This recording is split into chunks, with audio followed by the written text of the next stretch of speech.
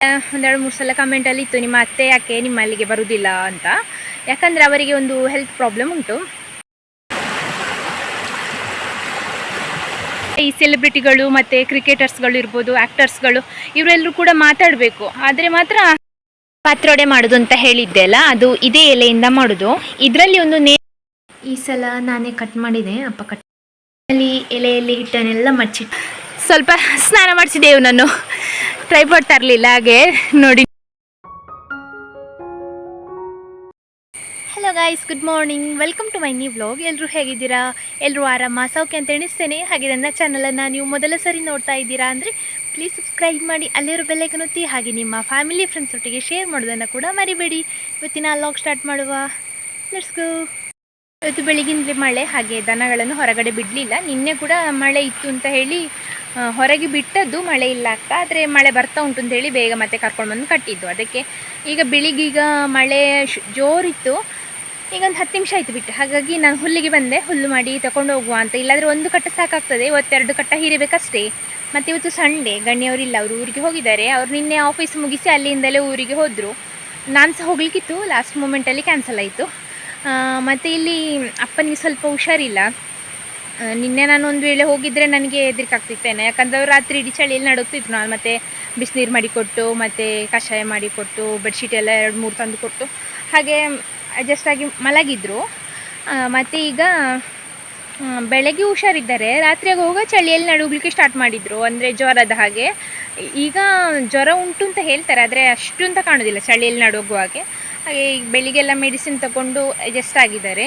ಸಂಜೆ ಇವರು ಗಣಿ ಬರುವಾಗ ಟ್ಯಾಬ್ಲೆಟ್ಸ್ ತಗೊಂಡು ಬರ್ಬೋದು. ಹಾಗೆ ಅವರು ಇವತ್ತು ಊರಿಗೆ ಹೋದ್ಯಾಕಂದರೆ ಅಲ್ಲಿ ಮನೆಯಲ್ಲಿ ಯಾರಿಲ್ಲ.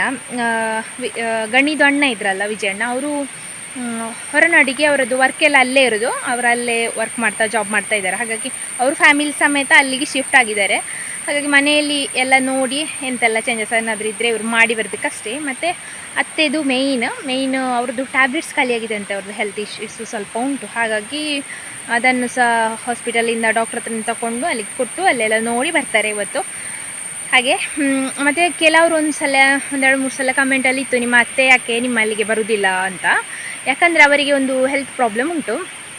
ಸೊ ಹೆಲ್ತ್ ಪ್ರಾಬ್ಲಮ್ ಇರೋದ್ರಿಂದ ಅವರೊಬ್ಬರು ಡಾಕ್ಟ್ರ್ ಹತ್ರ ಕನ್ಸಲ್ಟ್ ಮಾಡ್ತಾ ಇದ್ದಾರೆ. ಅವರಿಗೆ ಎವ್ರಿ ಮಂತ್ ಟ್ಯಾಬ್ಲೆಟ್ಸ್ ಬೇಕಾಗ್ತದೆ.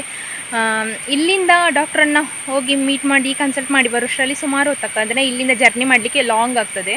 ಹಾಗಾಗಿ ಅವರು ಅವರ ದೊಡ್ಡ ಮಗಳಿದ್ದಾರೆ, ಅವಳ ಮನೇಲಿದ್ದಾರೆ. ಅಂದರೆ ನನ್ನ ಅತ್ತಿಗೆ ಇದ್ದಾರಲ್ಲ, ಶಶಿವಣಿ, ಸಂಗೀತ ಎಲ್ಲ ಹೇಳ್ತಾರೆ.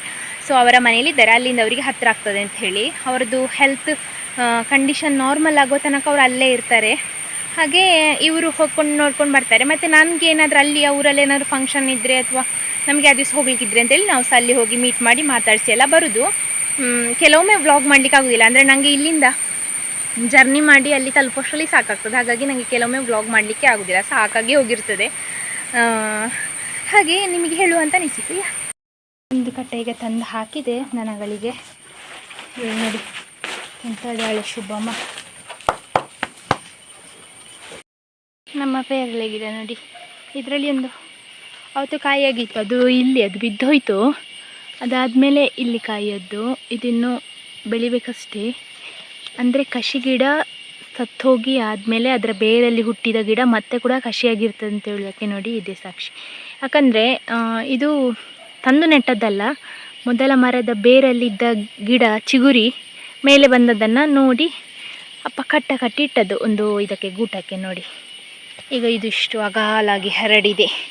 ನೋಡಲಿಕ್ಕೆ ಸೇಮ್ ಕಷಿ ಗಿಡದಾಗೆ ಅನ್ನಿಸ್ತದೆ, ನಾವು ತಂದು ರೀಸೆಂಟಾಗಿ ನೆಟ್ಟ ಹಾಗೆ. ಎಲೆ ಎಲ್ಲ ನೋಡಿ ಎಷ್ಟು ದಪ್ಪ ಇದೆಲ್ಲ ನೋಡಿ. ಎಂತ ಇಲ್ಲ, ನಾನು 2-3 ಸಲ ಸಗಣಿ ನೀರು ಹಾಕಿದ್ದೇನೆ ಬಿಟ್ಟರೆ ಬೇರೆ ಎಂತ ಸಹ ಹಾಕಲಿಲ್ಲ, ಗೊಬ್ಬರ ಕೂಡ ಹಾಕಲಿಲ್ಲ. ಅದು ಚೆಂದಾಗಿ ಉಂಟು. ಮೊದಲನೇ ಥರವೇ ಆದರೆ ಒಂದು ಖುಷಿ ಅಲ್ಲ ಟಿಂಕಿ ಕೂರ? ಹಾಂ, ಬರಲೇ ಇಲ್ಲ ತೋಟಕ್ಕೆ ನೀವಿಬ್ಬರು ಸಹ? ಟಿಂಕಿ ಚಾಮಿ ಕೂರ ಅವ ಅಡ್ಡವೇ ಬೀಳುವುದಿಲ್ಲ. ಇವ ಹೊದ್ದಲ್ಲಿ ಬಂದಲ್ಲೆಲ್ಲ ಅಡ್ಡ ಬೀಳ್ತಿರ್ತಾನೆ. ಲಿಂಗೀಜ ಒಂದು ಕಟ್ಟ ಹಾಕಿ ಮನೆಗೆ ಹೋಗಿ ಬಂದೆ. ಈಗ 2ನೇ ಕಟ್ಟ ಸ್ವಲ್ಪ ಹಿರ್ತಿಟ್ಟದುಂಟು, ಇನ್ನೊಂದು ಸ್ವಲ್ಪ ಸೇರಿಸಿ ಇನ್ನೊಂದು ಕಟ್ಟ ಕಟ್ಟಬೇಕು. ಕತ್ತಿಯೆಲ್ಲ ಇಟ್ಟು ಬಂದಿದ್ದೇನೆ, ಆದರೆ ಕತ್ತಲಾಯಿತು. ವೆದರ್ ನೋಡಿ ಹೇಗೆ ಆಗಿದೆ ಅಂತ, ಕತ್ತಲೇ ಆಗಿದೆ. ಈಗ ಮಳೆ ಬಂದರೆ ಅಲ್ಲೇ ಪಂಪ್ ಶೆಡ್ಡಿಗೆ ಓಡೋದು. ನಾನು ಪ್ಲಾಸ್ಟಿಕ್ ಎಂತ ಇಟ್ಕೊಂಡು ಬರಲಿಲ್ಲ. ಹಾಗೆ ಪಂಪ್ ಶೆಟ್ ಅಲ್ಲೇ ಹತ್ತಿರ ಉಂಟು, ಅಲ್ಲಿ ಹೋಗಿ ನಿಂತ್ಕೊಳ್ಬೋದು ಮಳೆ ಬರುವಾಗ. ಆದಷ್ಟು ಹಿಡಿದು ಒಂದು ಕಟ್ಟಾಗುವಾಗೆ ನೋಡುವ. ಮತ್ತು ನಮ್ಮದು ಮೊನ್ನೆ ಮಳೆ ಬಂದಾಗೆ ನಮ್ಮ ತೋಟದ ಬದಿಯಲ್ಲಿ ಒಂದು ಫಾಲ್ಸ್ ಕ್ರಿಯೇಟ್ ಆಗಿದೆ, ನನಗೆ ತೋರಿಸ್ತೇನೆ ಇವಾಗ ವ್ಲಾಗಲ್ಲಿ. ಇವಾಗ ಆನ್ಲೈನಿಗೆ ಹೋಗೋದು ರೇರ್, ಅಂದರೆ ಮೊದಲನಾಗೆ ನೆಟ್ವರ್ಕ್ ಇಲ್ಲ, ನಾನು ನಿಮಗೆ ಸುಮಾರು ಸಲ ಹೇಳಿದ್ದೇನೆ. ಆದರೆ ಇವಾಗ ಕೆಲವು ಕಡೆ ಎಲ್ಲ ನಾಯಿಗಳು, ಅಂದರೆ ಬೀದಿ ನಾಯಿಗಳನ್ನು ಸಾಯಿಸಬೇಕು ಅಂತ ಹೇಳಿ ಹೈಕೋರ್ಟಿಂದ ಆರ್ಡರ್ ಆಗಿದೆ ಅಂತ ಹೇಳ್ತಾರೆ. ಎಂತಕ್ಕೆ ರೀಸನ್, ಎಂಥ ವಿಷಯ ಅಂತೇಳಿ ಯಾರಿಗಾದರೂ ಗೊತ್ತಿದ್ದರೆ ಕಮೆಂಟಲ್ಲಿ ಹೇಳಿ. ಇವ್ರ ಹತ್ರ ನಾನು ಕಮೆಂಟ್ ಓದ್ಲಿಕ್ಕೆ ಹೇಳ್ತೇನೆ, ಏನಾದರೂ ಇದ್ದರೆ ಅವರು ಸ್ಕ್ರೀನ್ಶಾಟ್ ಕೂಡ ತಗೊಂಡು ಬರ್ತಾರೆ ಗಣಿ. ಹಾಗಾಗಿ ನಮ್ಗೆ ಗೊತ್ತಿದ್ದರೆ ಹೇಳಿ. ನಾನೊಂದು ಡಾಗ್ ಲವರ್ ಆಗಿ ಹೇಳೋದು, ಗೌರ್ಮೆಂಟ್ ಹತ್ರ ಅಷ್ಟೆಲ್ಲ ಹಣ ಉಂಟು, ನಮ್ಮ ಹತ್ರ ಅಷ್ಟೆಲ್ಲ ಟ್ಯಾಕ್ಸ್ ಕಲೆಕ್ಟ್ ಮಾಡ್ತಾರೆ, ಅವರಿಗೊಂದು ಎನಿಮಲ್ ಶೆಲ್ಟರ್ ಮಾಡ್ಬೋದು. ಎನಿಮಲ್ ಶೆಲ್ಟರ್ ಮಾಡಿ ಅದನ್ನು ಒಂದಿಷ್ಟು ಜನರನ್ನು ನೋಡ್ಕೊಳ್ಳಿಕ್ಕೆ ಅವರಿಗೆ ಸ್ಯಾಲ್ರಿ ಕೊಟ್ಟು ನೋಡ್ಕೊಳ್ಳೋ ಹಾಗೆ ಸಹ ಮಾಡ್ಕೊಳ್ಬೋದು. ಆದರೆ ಈ ಮೂಕ ಪ್ರಾಣಿಗಳನ್ನು ಸಾಯಿಸೋ ಬದಲು ಅದಕ್ಕೊಂದು ಶೆಲ್ಟರ್ ಮಾಡಿದರೆ ತುಂಬ ಚೆಂದ ಅಂತ ನಾನು ಅಂದ್ಕೊಳ್ಳೋದು. ಇದಕ್ಕೆಲ್ಲ ಈ ಸೆಲೆಬ್ರಿಟಿಗಳು ಮತ್ತು ಕ್ರಿಕೆಟರ್ಸ್ಗಳು ಇರ್ಬೋದು, ಆ್ಯಕ್ಟರ್ಸ್ಗಳು, ಇವರೆಲ್ಲರೂ ಕೂಡ ಮಾತಾಡಬೇಕು. ಆದರೆ ಮಾತ್ರ ಅಂಥದ್ದೆಲ್ಲ ಉಳಿಲಿಕ್ಕೆ ಸಾಧ್ಯ. ದೇವರು ಒಂದು ಸೃಷ್ಟಿಯನ್ನು ಕ್ರಿಯೇಟ್ ಮಾಡಿದ್ದಾನೆ ಅಂದರೆ, ಸೃಷ್ಟಿಸಿದ್ದಾನೆ ಅಂದರೆ, ಈಗ ಒಂದು ಜೀವಿಗಳನ್ನು ಸೃಷ್ಟಿಸಿದ್ದಾನೆ ಅಂದರೆ ಒಂದು ಕಾರಣ ಇರ್ತದೆ. ಹಾಗಾಗಿ ಮೂಕ ಪ್ರಾಣಿಗಳು ಯಾವತ್ತಿದ್ರೂ ಕೂಡ ದೇವರ ಸಮಾನ. ಅಂದರೆ ಅವರಿಗೆ ಹೇಳಲಿಕ್ಕೆ ಬರೋದಿಲ್ಲ ಕಷ್ಟಗಳು ಏನಿರ್ಬೋದು ಅಥವಾ ಅವರ ಏನು ಸಮಸ್ಯೆ ಉಂಟು ಅದನ್ನು ಅವರಿಗೆ ಹೇಳಲಿಕ್ಕೆ ಬರೋದಿಲ್ಲ. ಅದಕ್ಕೆ ನಾನು ಹೇಳೋದೇನೆಂದರೆ, ಒಂದು ಶೆಲ್ಟರ್ ಮಾಡಿ ಒಂದಿಷ್ಟು ಜನರನ್ನು ಕೆಲಸಕ್ಕೆ ಇಟ್ಟರೆ ಅವರನ್ನು ನೋಡ್ಕೊಳ್ಳಿಕ್ಕೆ ಆಗ್ತದೆ. ಗೌರ್ಮೆಂಟ್ ಅಷ್ಟೆಲ್ಲ ಹಣ ಮಾಡ್ತದೆ ಅಂತ ಹೇಳಿದರೆ ಇದೊಂದು ಮಾಡಲಿಕ್ಕೆ ದೊಡ್ಡ ವಿಷಯ ಅಲ್ಲ ಅಂತ ನಾನು ಅಂದ್ಕೊಳ್ಳೋದು. ನಿಮ್ಮದು ಅಭಿಪ್ರಾಯ ಎಂತ, ನೀವು ಎಂತ ಇದರ ಬಗ್ಗೆ ಹೇಳ್ತೀರಿ ಅಂತ ಕಮೆಂಟಲ್ಲಿ ಹೇಳಿ. ಇದು ಫಾಲ್ಸ್ ಹೇಳಿದ್ದು ನಾನು, ಚಿಕ್ಕ ಫಾಲ್ಸ್. ಆದರೆ ಅಲ್ಲಿ ಕೆಳಗೆ ಗುಂಡಿಯಾಗಿದೆ ಅನಿಸ್ತದೆ. ನಾನು ಅಲ್ಲಿ ಹೋಗುವಂತ ಎನಿಸಿದ್ದು, ನೀರು ಆಳ ಉಂಟು, ಹಾಗಾಗಿ ನಾನು ಹೋಗ್ತಾ ಇಲ್ಲ. ನೋಡಿ, ಹೀಗೆ ಎತ್ತರದಿಂದ ಬಂದು ಅಲ್ಲಿ ತಗ್ಗಲ್ಲಿ ಬೀಳೋದು ಹಾಗೆ.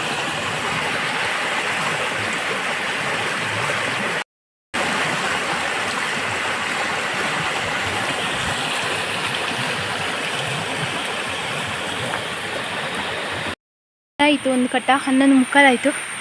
ವೆದರ್ ನೋಡಿ 7 ಗಂಟೆ ಥರ ಉಂಟು. ಎಂತ ಬೆಳಕಿಲ್ಲ ಮಾತ್ರ. ಪುಣ್ಯಕ್ಕೆ ಮಳೆ ಇಲ್ಲ, ಜೋರು ದರ ದರ ದರ ಅಂತ ನಿನ್ನೆ ಬರ್ತೈತೆ, ಆ ಥರ ಇಲ್ಲ. ಕ್ಯಾಮ್ರಾ ಇದ್ದರೆ ಉಂಟಲ್ಲ ಇಷ್ಟು ಒಳ್ಳೆ ವ್ಯೂ ಗೊತ್ತಾ. ಅಂದರೆ ನಮ್ಮದು ಫೋನಲ್ಲಿ ಅಷ್ಟು ಚೆಂದ ಬರೋದಿಲ್ಲ, ಕ್ಯಾಮರಾದಲ್ಲಿ ಅಂತೂ ಸೂಪರ್. ಇದು ನೋಡಿ, ಇದೊಂದು ಮರ ಕಳೆದ ವರ್ಷ ಎದ್ದಿತ್ತು, ಈ ಸಲ ನೋಡಿ ಮಲಗಿದೆ. ಪ್ರಕೃತಿ ಅವಳಿಗೆ ಬೇಕಾದಾಗೆ ಚೇಂಜಸ್ ಮಾಡ್ಕೊಳ್ತಾ ಇರ್ತಾಳೆ ನೋಡಿ. ಅಂತೆ ಇದು ಬೇರು ಸಮೇತ ಕಿತ್ತಿದೆ, ಅದು ನಿಮಗೆ ಅಷ್ಟು ಗೊತ್ತಾಗಲಿಕ್ಕಿಲ್ಲ. ಇದು ಸೊಪ್ಪೆಲ್ಲ ಅಡ್ಡ ಉಂಟಲ್ಲ, ಅದರ ಆಚೆದು ಮರ, ಅದು ಆಚೆಗೆ ಬಿದ್ದಿದೆ ಮರ. ಇದೊಂದು ಹೀಗೆ ಅಡ್ಡ ಬಿದ್ದಿತ್ತು, ನಾನು ಅಪ್ಪನ ಸೇರಿಕೊಯ್ದದ್ದು. ಅಂದರೆ ಇದು ಅಡ್ಡಾಗಿ ನೀರು ತೋಟಕ್ಕೆ ನುಗ್ತಾ ಇತ್ತು, ಅಷ್ಟು ಬ್ಲಾಕ್ ಆಗಿತ್ತು ನೀರು. ಇದರದ್ದು ತುಂಡು ಒಂದು ಹೋಗಿ ಅಲ್ಲಿ ನಿಂತಿದೆ. ನಾನು ನಿಮಗೆ ಲಾಸ್ಟೆಲ್ಲ ಅವತ್ತು ಗೊಬ್ಬರ ತೆಗೆದ ದಿವಸ ಹೊಳೆಗೆ ಹೋಗಿದ್ದಾಗ ತೋರಿಸಿದ್ದೆ, ಒಂದು ತುಂಡು ಹೋಗಿ ಒಂದು ಕಲ್ಲು ಮೇಲೆ ನಿಂತದ್ದು. ಅದು ಇದರದ್ದೇ ಪೀಸ್. ಎಂತ ಕೂರ, ನೀರಿಗೆ ಇಳಿಬೇಕಾ? ಎಲ್ಲಿ ಹೋದ್ರು ಕುಯಿಂಕು ಇಂಕು ಮಾಡ್ತಿದ್ದಾನೆ. ಒಂದು ಮಾಮೂಲಿ ಹೋಗೋ ಪ್ಲೇಸಿಗೆ ಹೋಗಲಿಲ್ಲ ನಾನು, ಅದಕ್ಕೆ ಈಗ ಬೊಬ್ಬೆ ಹೊಡಿತಿರೋದು. ಎತ್ತಿ ನೀರಲ್ಲಿ ಮುಳುಗಿಸಿ. ನನ್ನ ಹತ್ರ ಟ್ರೈಪಾಡ್ ಇಲ್ಲ ಆಯಿತಾ, ಸ್ವಲ್ಪ ಸ್ನಾನ ಮಾಡಿಸಿದೆವು. ನಾನು ಟ್ರೈಪಾಡ್ ತರಲಿಲ್ಲ, ಹಾಗೆ ನೋಡಿ ನೀರೆಲ್ಲ ಒದ್ದೆಯಾಗಿ ಬೀಳ್ತುಂಟು. ಅಲ್ಲಿ ಸ್ವಲ್ಪ ನಿಲ್ಲಿಸಿದೆ ಅವನನ್ನು ಖುಷಿಗೆ, ಅವನ ಸಹ ಖುಷಿಗೆ. ಈಗ ಬರೀ ಖುಷಿ ಆಯ್ತು, ಇಲ್ಲಾಂದರೆ ಕುಯಿಂಕು ಕುಯಿಂಕು ಕುಯಿಂಕು ಅಂತ ಮಾಡೋದು ನಾನು ನೀರಲ್ಲಿ ಕೈಕಾಲು ತೊಳೆಯುವಾಗ. ಇಲ್ಲಿ ಫೋರ್ಸ್ ಉಂಟಲ್ಲ, ಹಾಗೆ ಅವನಿಗೆ ಹೋಗಲಿಕ್ಕೆ ಭಯ ಅಲ್ಲ. ಕೂರಿಚ ಇನ್ನೊಂದ್ಸಲ ಇಳಿವಾ. ಚಹಾ ಕುಡಿತಿದ್ದೇವೆ, ಎಲ್ಲರೂ ಸಹ ಬಂದಿದ್ದಾರೆ. ರಿಂಕಿ, ಡಿಂಕಿ, ಟೆಪ್ಪಿ, ಕೂರ. ಟಿಂಕಿ ಬರಲಿಲ್ಲ, ಅಪ್ಪ ಅವನನ್ನು ಕರೀತಿದ್ದಾರೆ. ಮಳೆ ಸಹ ಬರ್ತಾ ಉಂಟು ನೋಡಿ. ಆದರೆ ಇವತ್ತು ರಸ್ಕ್ ಇಲ್ಲ, ಅದರ ಬದಲು ಕುಚ್ಚಕ್ಕ ಕೊಟ್ಟದ್ದು ಲಾಸ್ಟ್ 3 ಹಪ್ಪಳ. ಇದು ಮನೆ ಮಾಡೋದು.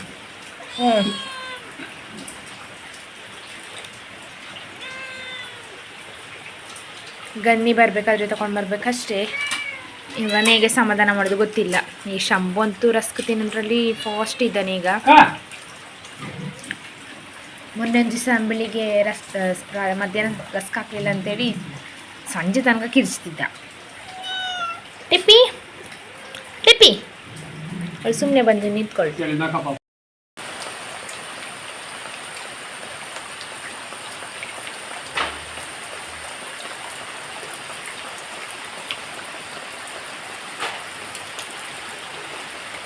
ನಾನು 3ನೇ ಕಟ್ಟದ್ದು ಹುಲ್ಲು ಕೊಂಡೋಗ್ಲಿಕ್ಕೆ ಬಂದೆ, ಇನ್ನು ಹಿರಿದಾಗಬೇಕಷ್ಟೇ. ಯಾವಾಗಲೂ ಒಂದು ಕಟ್ಟ ಹುಲ್ಲು ಸಾಕಾಗ್ತದೆ ಹೊರಗೆ ಬಿಡೋದ್ರಿಂದ. ಇವತ್ತು ಬಿಟ್ಟದಿಲ್ಲಲ್ಲ, ಹಾಗಾಗಿ 2 ಕಟ್ಟ ಹುಲ್ಲು ಕೂಡ ತಿಂದು ಖಾಲಿ ಮಾಡಿ ಈಗ ಕರಿತಾ ಇದ್ದಾರೆ ಇಬ್ಬರು ಕೂಡ. ಹಾಗೆ ಇನ್ನು ಬೈ ಹುಲ್ಲು ಹಾಕಿದರೆ ಸಾಕಾಗಲಿಕ್ಕಿಲ್ಲ. ನಾಳೆ ಬೆಳಿಗ್ಗೆ ತನಕ ಕೂತ್ಕೊಳ್ಬೇಕಲ್ಲ, 9-10 ಗಂಟೆ ಇಲ್ವಾ ನಾಳೆ ಬೆಳಿಗ್ಗೆ ಹಿಂಡಿ ಕೊಡುವಷ್ಟರಲ್ಲಿ. ಅದಕ್ಕೆ ಹುಲ್ಲು ತೊಗೊಂಡೋಗ್ಲಿಕ್ಕೆ ಬಂದೆ ಈಗ ಹಿರಿದು ಅಪ್ಪನ ಹತ್ರ ಹೇಳಿದ್ದೇನೆ 1/4 ಗಂಟೆಯಲ್ಲಿ ಹುಲ್ಲಾಗ್ತದೆ, ಎಕ್ಸಾಕ್ಟ್ 1/4 ಗಂಟೆ ಆದಾಗೆ ಬನ್ನಿ ನನಗೆ ಹೊರಿಸಲಿಕ್ಕೆ ಅಂತ. ಹಾಗೆ ಯಾವಾಗಲೂ ಕೂಡ ಮಳೆ ಬರೋದ್ರೊಳಗೆ ಹುಲ್ಲಾಗಬೇಕು, ಮಧ್ಯಾಹ್ನ ಮೇಲಿಂದ ಹೊರಗೆ ಬರಬಾರ್ದು ಅಂತ ಯೋಚನೆ ಮಾಡಿ ಮುಂಚೆ ಹುಲ್ಲು ಮಾಡ್ತಿದ್ದಲ್ಲ, ಆದರೆ ಇವತ್ತು ಮಾತ್ರ ಒಂದು ಸ್ವಲ್ಪ ಚೇಂಜ್ ಬಿಟ್ಟದಿಲ್ಲಲ್ಲ, ಹಾಗೆ ಹುಲ್ಲು ಮಾಡಿ ಕೊಂಡೋಗುವ. ಇವತ್ತು ಪತ್ರೊಡೆ ಮಾಡೋದು ಅಂತ ಹೇಳಿ ಈಗ ಇಲ್ಲಿಂದ ಹೋಗುವಾಗಲೇ ಬಾಳೆದು ಎಲೆ ಕೂಡ ಕೊಂಡೋಗ್ಬೇಕಷ್ಟೇ. ಏನಂದರೆ ಯಾವಾಗಲೂ ಆಟಿ ತಿಂಗಳಲ್ಲಿ ಮಾಡೋದಾಯ್ತಾ, ಈ ವರ್ಷ ಆಟಿ ತಿಂಗಳು ಮುಗ್ದ ಮೇಲೆ ಮಾಡ್ತಿದ್ದೇನೆ. ಅದನ್ನು ಯಾವಾಗಲೂ ಕೂಡ ಮಾಡ್ಬೋದಂತೆ ಅಪ್ಪ ಹೇಳ್ತಾ ಇದ್ರು, ಹಾಗಾಗಿ ಇನ್ನು ಪುರ್ಸೊತ್ತಿರುವಾಗ ಮಾಡೋದು ಅಂತ ಹೇಳಿ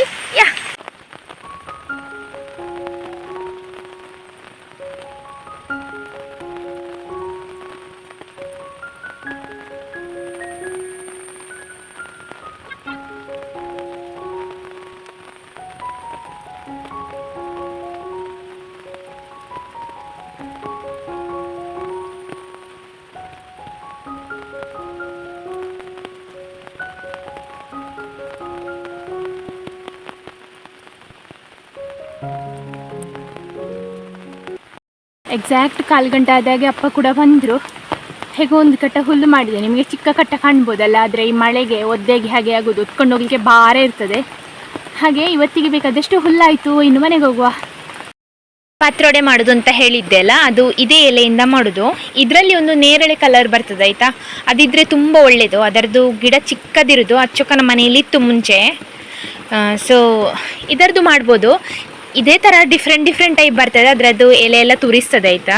ಹಾಗಾಗಿ ನಾವು ಇದರಿಂದ ಯೂಸ್ ಮಾಡಿ ಪತ್ರೊಡೆ ಮಾಡೋದು. ಅಂದರೆ ಎಳತ್ತು ಎಲೆ ಇರ್ತದಲ್ಲ, ಆಚೆಗಡೆ ಉಂಟು, ನನಗೆ ಮಳೆಯಲ್ಲಿ ವ್ಲಾಗ್ ಮಾಡಲಿಕ್ಕೆ ಆಗ್ತಿಲ್ಲ, ಅಲ್ಲಿ ನೋಡಿ ಎಳತ್ತು ಉಂಟು.